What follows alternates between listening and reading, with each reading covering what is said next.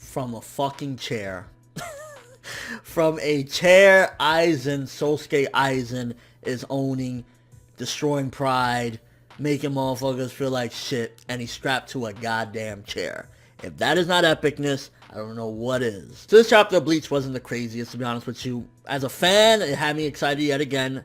I've been loving Aizen ever since he's returned to the manga, whatever. He's been crazy and everything, but in reality, a big chunk of this was the Shinigami being butthurt. Honestly, it was just their pride in shambles because Kyoraku was like, you motherfuckers ain't cutting the mustard, so we had to go get the big dog himself. We had to go get Sosuke Aizen. And honestly, I mean, down to Byakuya. When you got Byakuya there feeling like, motherfucker, you really trying to say that we shit and you need this motherfucker, really? And I honestly wouldn't be surprised if that, in a way, lowers their morale. So maybe in the fights, like, later on, Kyoraku's gonna have to remind them, yeah, I did that to protect the Serate, but that doesn't mean that you guys are shit or whatever, because it's like, all of them are there like, why did you get this motherfucker? Do you realize what he's done to all of us? And you're gonna go get him to help, like, if we ain't shit? So it could have some sort of effect on their morale going into the fight, which again, Kyoraku was like, I don't give a fuck, bro. I gotta do what I gotta do to protect this bitch. And honestly, Aizen's expression when he's like, yo, free me, and Kyoraku's like, no.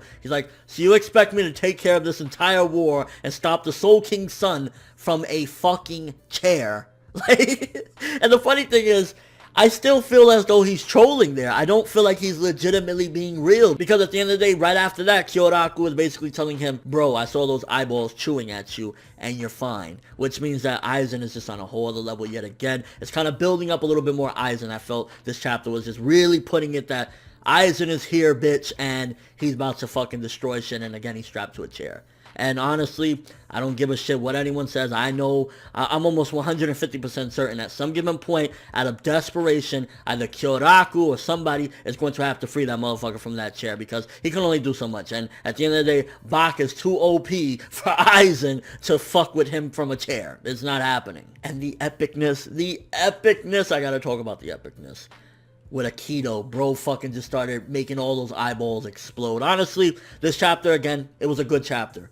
The parts about it mainly that was just kind of like, okay, shut the fuck up already. Stop whining. All the Shinigami. I mean, even my bitch Soifon is whining. Come on, bro. At the end of the day, he's here. Accept it. Put your pride away. None of you motherfuckers could do shit. The entire universe is cracking in half and y'all can't do nothing. Accept it. So that was kind of part of the chapter. I was like, can you just stop complaining already? And the more and more we hear about Aizen and how much he's advanced and whatnot, I honestly wouldn't be surprised if he still has the whole Gyoku inside of him, and that's what's making him like, if these eyeballs are chewing on him and it's doing nothing to him, he's able to do all these great things, and Kyoraku has this incredible faith in him. Honestly, I think the whole Gyoku is still very well and alive inside of him, and maybe he's become a human container of it or something along the lines of that. So yeah, Aizen is still a beast as ever, and judging from how it's been foreshadowed, he's a hell of a lot stronger than when he fought even Ichigo back then. So who the hell knows how strong he's going to be at this particular point. And I wouldn't be surprised if it was foreshadowing that that chair might be used as some sort of shield or something, since it withstood the giant attack that Aizen did that destroyed all those pieces of the Soul King. I wouldn't be surprised if like they used that as some sort of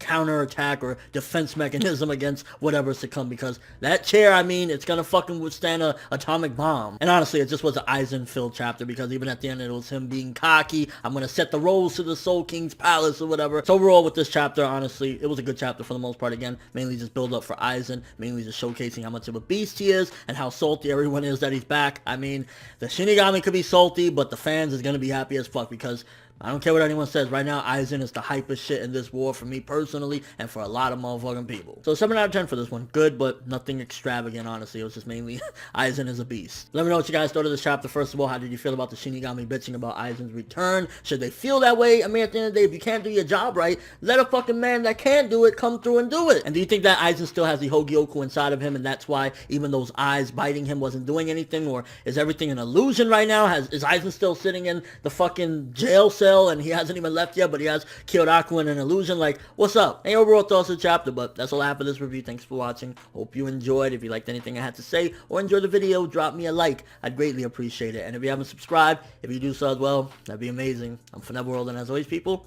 have an awesome day.